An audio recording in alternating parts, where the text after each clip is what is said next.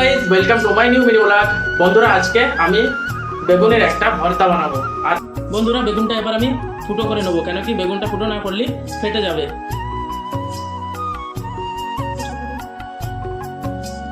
বন্ধুরা, এবার বেগুনগুলো আমরা গ্যাসে ভালো করে জ্বালিয়ে নেব। বেগুনের সাথে সাথে এইগুলো পেঁয়াজ, রসুন, টমেটো, কাঁচা লঙ্কা সবগুলো জ্বালিয়ে নেব। জ্বালানো হয়ে গেছে, এবার এগুলোকে ভালো করে সাফ করে নেব।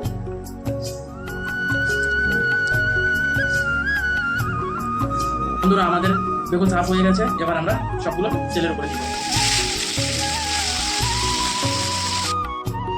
বন্ধুরা, আমাদের ভর্তা বানানো হয়ে গেছে, এবার আমি খেয়ে দেখবো কেমন টেস্ট হয়েছে।